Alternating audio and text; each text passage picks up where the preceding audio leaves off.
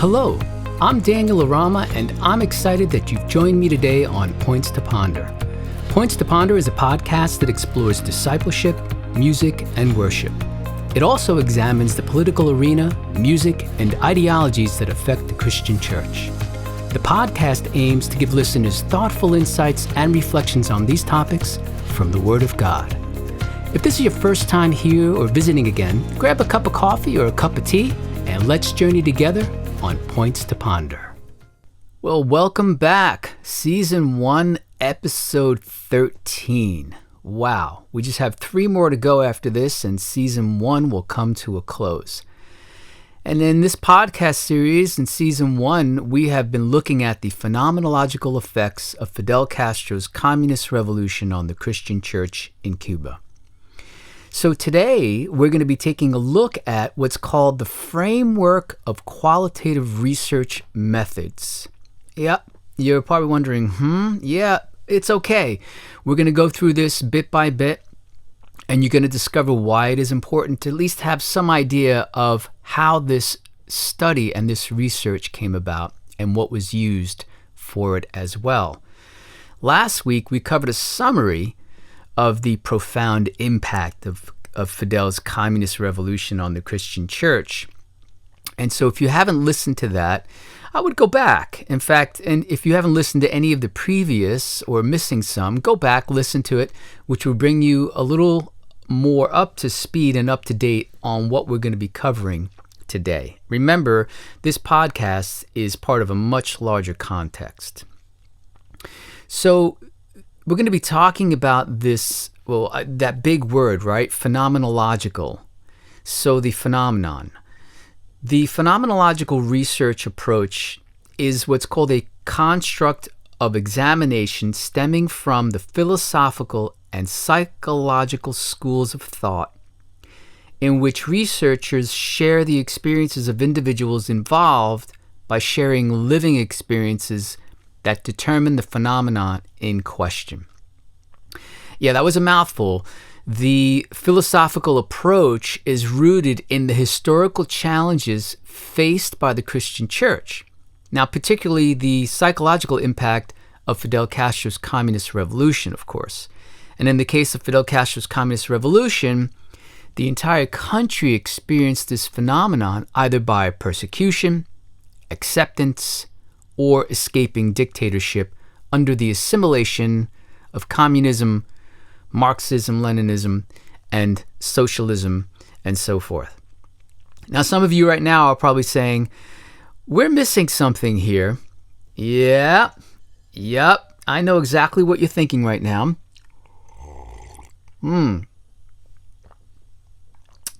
But I do have a confession. Wait a minute, you're not drinking coffee? Yeah, I am drinking coffee, but I have a confession here. I got these Costa Rican beans, and they have a nice taste, but I will have to admit, they're weak. Yeah, they're a bit weak. So, I like my coffee strong, so it's probably for someone else who doesn't drink very strong coffee would say, wow, that's pretty strong. But if you like your coffee strong, then Costa Rican beans may not be the way to go. If you want more of a simpler, smoother taste, not as strong, then we're good to go there. But anyway, so that's my confession. I will have to go back to my Cuban beans.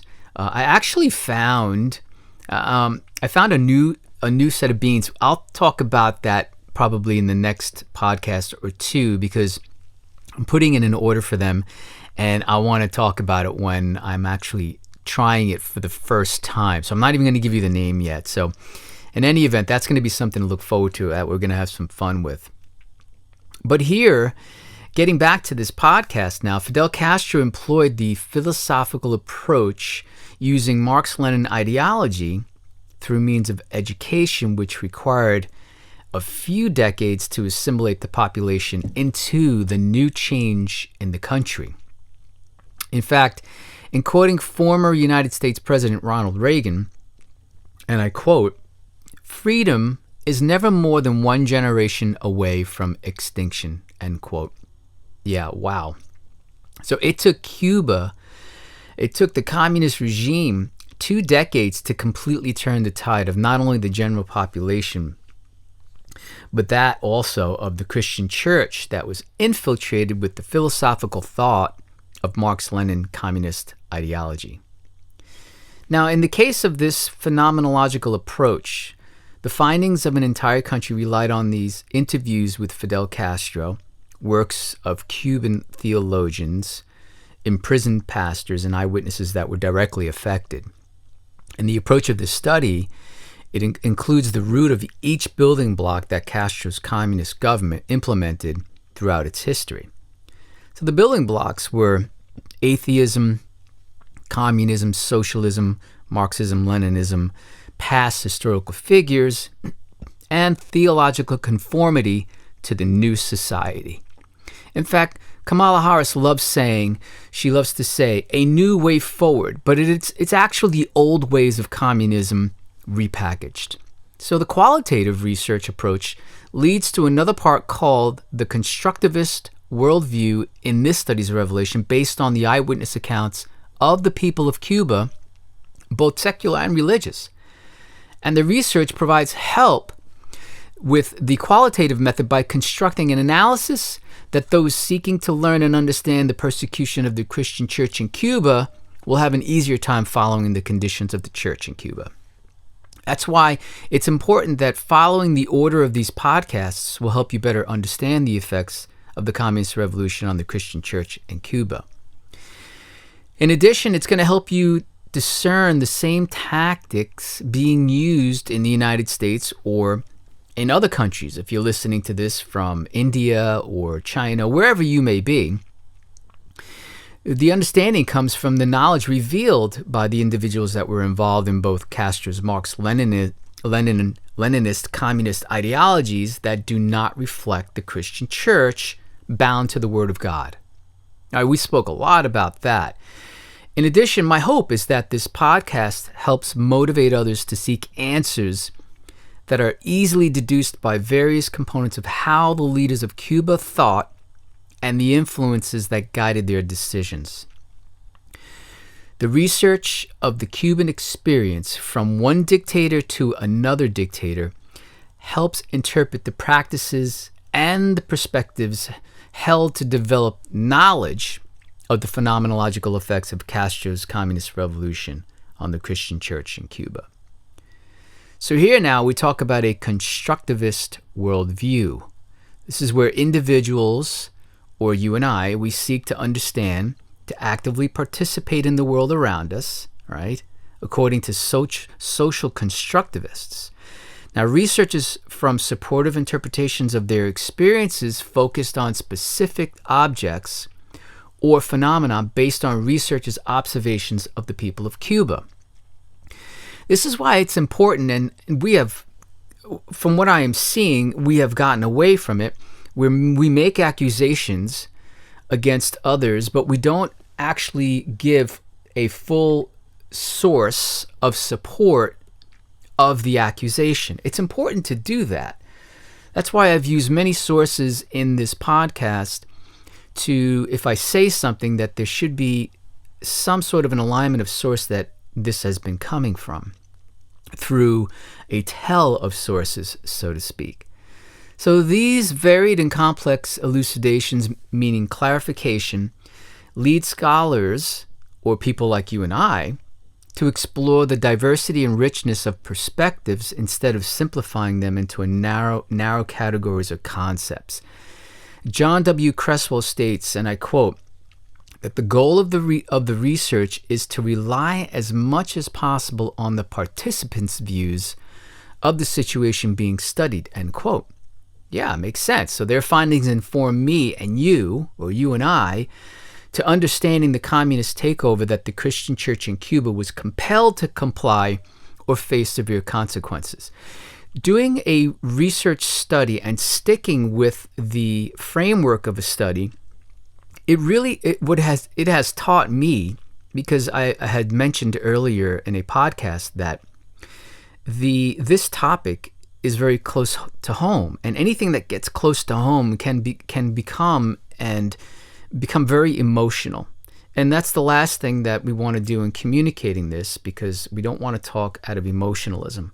So staying within a framework of a study framework helps me stay focused in being able to communicate this without becoming too emotional about it. So I love it, and I'm glad that I have moved forward into this type of framework for understanding. So then we get into the epistemological, meaning relating to the theory of knowledge. Frameworks are theoretical models encapsulating beliefs and principles regarding how different academic disciplines approach knowledge acquisition.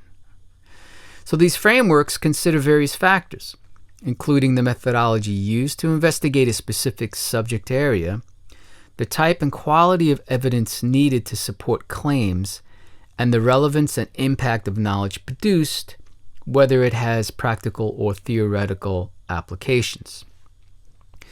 Now, I try to stay away more from theoretical, because then we're just theorizing, which isn't really, like the theory of evolution. It's just a theory. So, theory-wise, I think you know where I'm going with that. But ultimately, epistemological frameworks shape scholars' thinking and pursuit of knowledge in their respective fields. The frameworks helps the researcher, you and I, to discern between knowledge of confirmed historical facts and direct opinion, right? Okay, so now hold on a moment. So a great number of people will not understand these frameworks or spend the time studying them. I agree. I know some of us would be thinking that. And you're right. That's why it's vital that we, who are sharing what we discover through investigative means, are truthful in our findings and share it as is, and not enhance or exaggerate for the sake of self-glorification, which, by the way, is sin, right? That's like taking the Word of God, as we had mentioned in conformed theology, and conforming the Word of God into our own agenda of what we want to carry out. The Word of God is the Word of God. We don't supersede the Word of God. Our agenda cannot supersede the Word of God. So the educational programs implemented by Cuba's communist regime under Castro were rooted in the principles of communism, socialism, Marxist-Leninist ideology. A fact that I'm sharing as is and not theorizing, because they admitted it and implemented, right? So for me, it was a little easier for this study because they openly admitted what they were doing. So this approach emphasizes that individuals construct knowledge by reflecting on their experiences and interactions with their social and cultural environment. And again, the experiences are not to be self-glorified for the means of show ratings by exaggerating what actually transpired.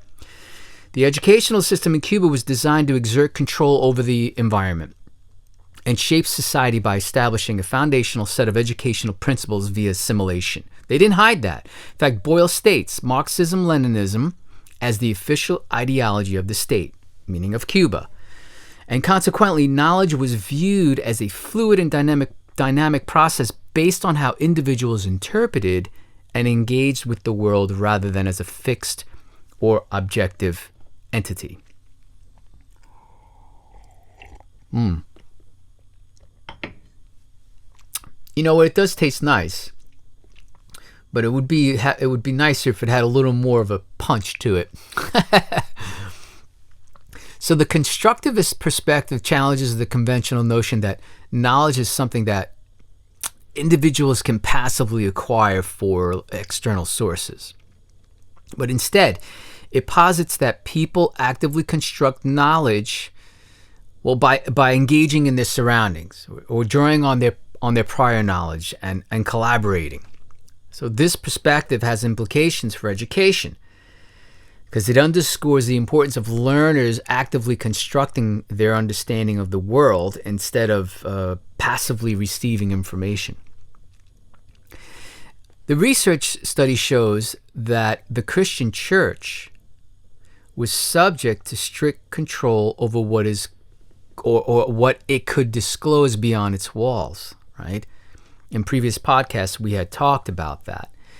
And furthermore, theologians such as Arce, which we spoke about in Conformed Theology, which we learned in episode 11, Conformed Theology introduced a new theology that aligned with the communist regime by resigning and not holding them accountable to the Word of God.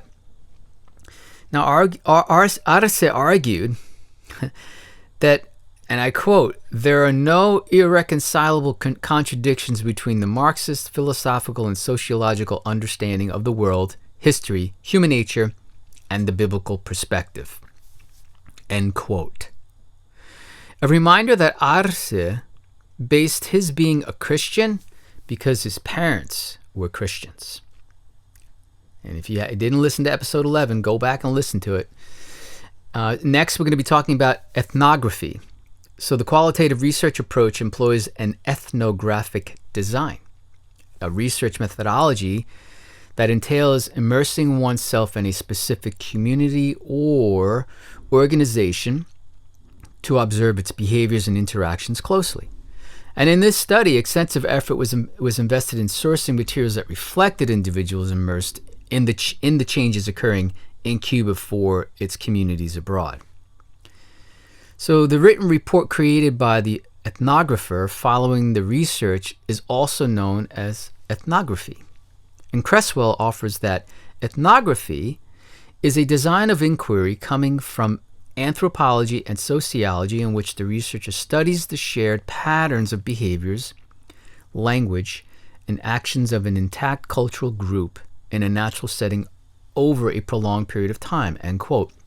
So you see, that's why it's important that you follow this, a framework, because now when you are doing this, a design by ethnography, then you're going to be coming to it from an anthropologic or sociologic way of thinking in the research that you do, and which is helpful because then you can go back and figure out and understand how do we view it from anthropology or sociology and so forth. So this adaptable research approach grants a holistic comprehension of a group's collective culture, customs, and social dynamics. However, it does present practical and ethical challenges as well. Ethnographers are renowned for their thorough examination of cultural nuances in qualitative research, and they meticulously identify the dominant cultural motifs of the studied society, which may encompass social regulation, language, stability, transformation, or social structure such as family ties and kinship. Now, thanks to the powers of observation and analysis, ethnographers can attain a more profound comprehension of the culture and its influence on the everyday existence of its denizens, meaning citizens. See, it's important, but what is discovered must be, I must relay this as is, not exaggerate it or try to conform it to say something that I want it to. John W. Creswell states that qualitative inquirers use theory in their studies in several ways. First, much like quantitative research, it is used as a broad explanation for behavior and attitudes, and it may be complete with variables, constructs, and hypotheses, end quote. To understand the revolution spearheaded by Fidel Castro, one must delve into the history of the actors involved, the ideologies that were espoused, and the reshaping of societal paradigms. And one of the first constructs of social change came from Fidel Castro's announcement that Cuba proclaimed itself an atheist country which promoted that there is no God. See, so I don't have to theorize, we don't have to theorize that maybe Cuba was an atheistic country. They were and they are because they had proclaimed it. So atheism permeated the mandatory public education system of Cuba and taught new generations the rejection of any gods at all. And instead it looked to the regime as holding the truths in the newly forming Cuban society. Wow. According to King David, the late Fidel Castro and his regime are fools. And I quote, "The fool has said in his heart, there is no God. They are corrupt. They have done abominable works. There is none who deserves good." Well, I'm sorry, there is none who does good. Psalm 14, chapter 14, verse 1.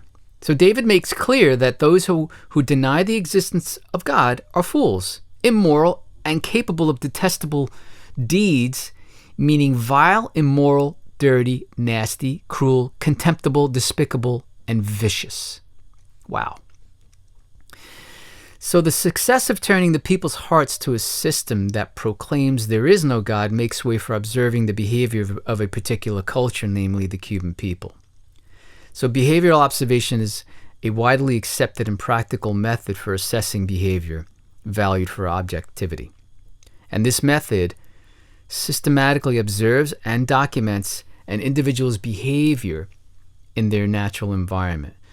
Unlike other methods that rely on subjective interpretations, behavioral observation offers an impartial and dependable way of measuring human behavior. That's what we want.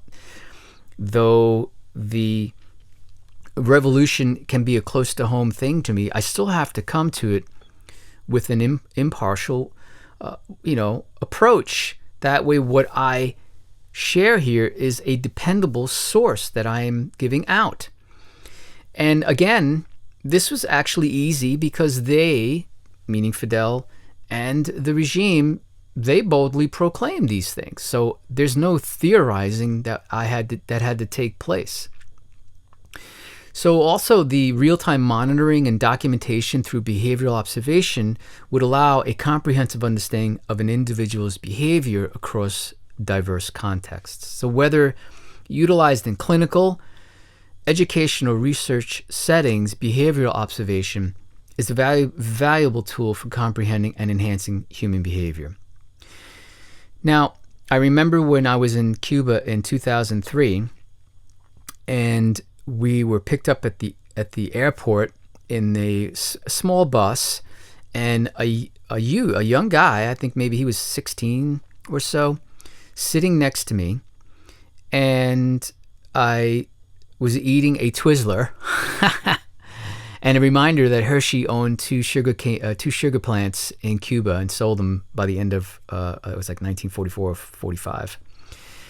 And I asked this young man, I said, "So how's your relationship with God?" And he goes, "Who's that?" That was his exact words. Those were his exact words. "Who's that?" And I go, "You don't know who God is?" He goes, "No. We don't know who he is." I'm like, wow. This kid was brought up in the atheistic, communist, Marxist-Leninism education system. He had no idea at all. Now, mind you, those that are teaching, the responsibility, what they're going to be accountable for at the end of their time is going to be pretty severe, because God will hold accountable those that teach. And I tend to say that teach, yes, the word of God, and if you mislead, but also those that just teach that there is no God. And if you say there is no God, well, then you remember what King David said. So the story of Fidel Castro's communist revolution in Cuba, right, it offers insight into the current state of the Cuban people. The revolution, as we know it brought significant changes, such as the land reforms and an atheistic education system, of which I just shared. However, it resulted in the persecution of the Christian church, and it prohibited the sharing of the gospel outside church walls. So the pervasive emphasis on collective welfare and the subordination of individual interests fostered an elusive sense of uniformity among the people. This overarching focus on altruism in Cuba suppressed individualism, impeded innovation, and dampened the entrepreneurial endeavors indispensable for sustainable economic advancement and personal growth. Altruism? Yeah, altruism is the principle and the practice of concern for the well-being and or the happiness of other humans or animals and so forth. Fidel and his regime, though, crushed the Christian church, which violates the very means of altruism. And because of those means, there's a causality effect. And in the research process, it involves crafting factual statements to provide a lucid understanding of the topic or describe the relational effects of a communist regime's advances against the church. Cresswell states the following, and I quote, "In quantitative studies, researchers advance the relationship among variables and pose this in terms of questions and hypotheses," end quote. So the ultimate aim is to uncover meaningful insights and patterns that can inform decision-making and advance knowledge in the field. Right? One such insight is the significant impact of the communist regime on the church, which we delve into this research, right? So, and I quote, that causality means that we would then expect variable X to cause variable Y, end quote. Cresswell again.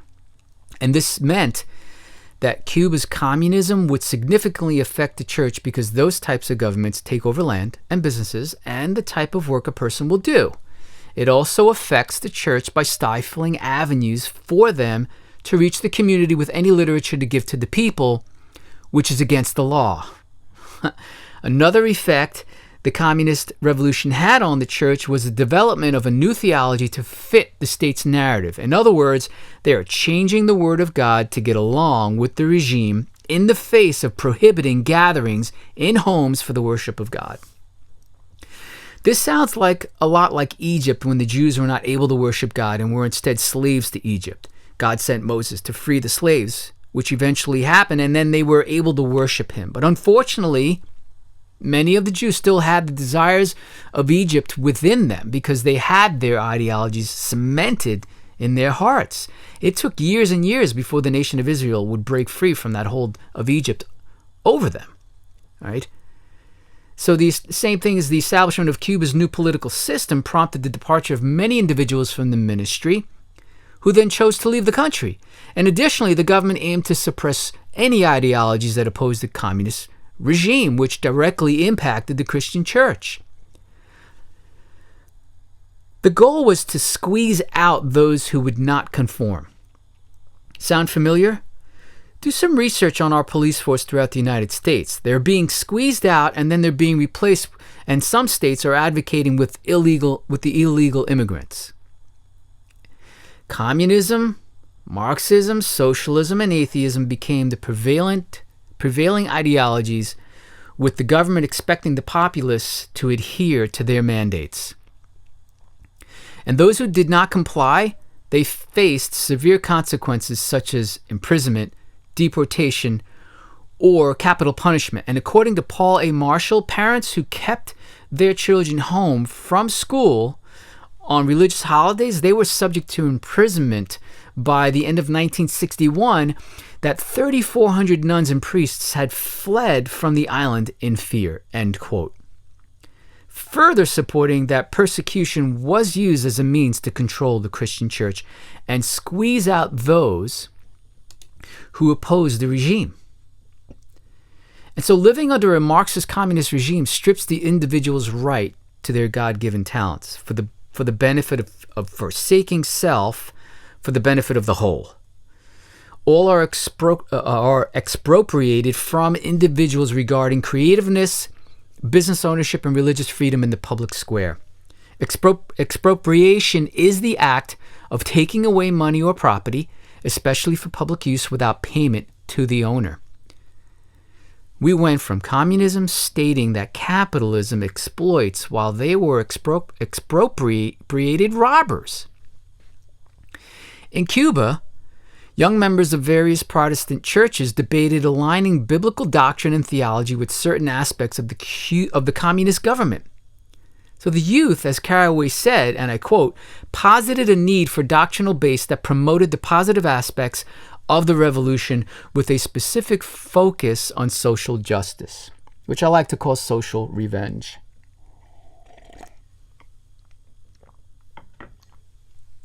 So the conversation between Marxists and Christian groups in seminaries affiliated with Matanzas, Presbyterian and Methodist churches, however, it was one-sided due to the government's strict control over religious organizations through the Council of Cuban Churches, which we had spoken about as well.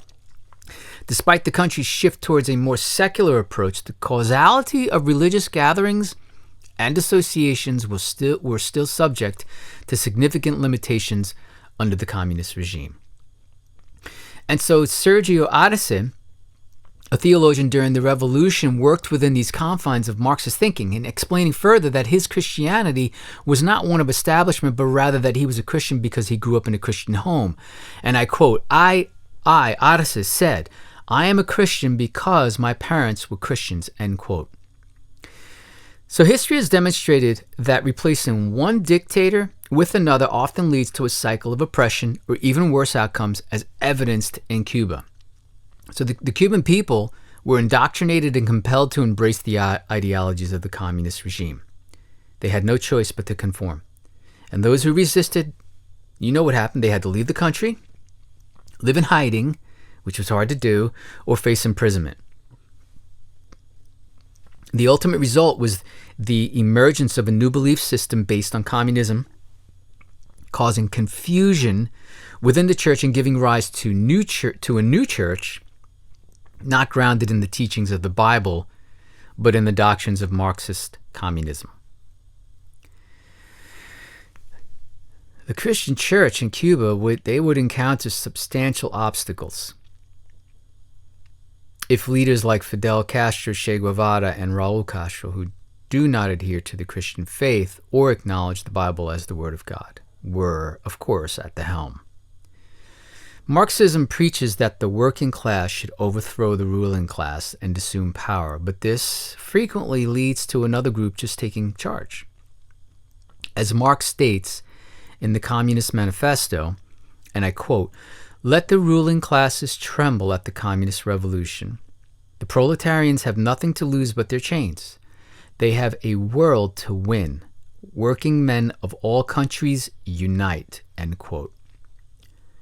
The critical divergence is that such a paradigm restricts individuals from owning businesses, exercising inventiveness or creativeness, and pursuing comparable endeavors. And basically, you have a civilian army now controlling the masses. Sound familiar? No, well, Obama stated that during his presidency that he wanted to implement a civilian army. So here, you defund the police is part of that objective that would be replaced with what? What would you replace the police of the United States if you were to get rid of them? So should a communist revolution occur in Cuba, the church would likely be among the first institutions to be persecuted. So the ability of believers to gather and worship would be severely curtailed under a communist regime, and any religious activity perceived as a threat to the regime's agenda would be quickly suppressed. Segesveri states, and I quote, "Under extremely harsh conditions, thousands of these UMAP inmates, among whom figured the current Archbishop Havana, Lamy Lucas Ortega Alamino, suffered this new form of repression until the camps were closed in 1967, end quote. Additionally, individuals deemed to be a threat to the regime would be subjected to prolonged imprisonment, with some pastors receiving sentences up to 20 years. Basically, you just accuse your opposition of the very thing that you are in order to cause confusion. And it is believed that the regime recognized the need for time to thoroughly indoctrinate the younger generation with Marxist-Leninist ideology and establish a new societal dictatorship, or should I say, a new way forward. Now, during the years of 1965 and 1966, the Cuban government became aggressive in its anti-religious persecution of Protestant ministers and other religious leaders taken to labor camps. Author Luis Segesveri states that they sent them to, and I quote, Eastern Camagüey province, along with others considered social scum, end quote. A communist takeover would give them complete control over mass media, therefore restricting the gospel from being shared over Cuban airways. And in contrast, religious organizations in Cuba, they would face significant obstacles when it came to accessing mass media due to the government's firm ownership and control. The Cuban government's control was so vast that when I visited there in 2003, my relatives were not allowed in my hotel room because they were not allowed to watch or hear outside news that would place a well-deserved stain on the Cuban government. The stains are the sins of the regime. And there's only one way to remove the stain from the individual, which is receiving the revelation and redemption of Jesus Christ. There's no other way that we can be cleansed of all unrighteousness. There's only one way, and that is by the blood of the Lamb. And my hope is that this podcast has made you curious and dive in to the Holy Bible, to the Holy Scriptures. And just read them slowly, asking God to show you. And you know something? If you are open and willing, He will. God bless, and I'll see you on the next one.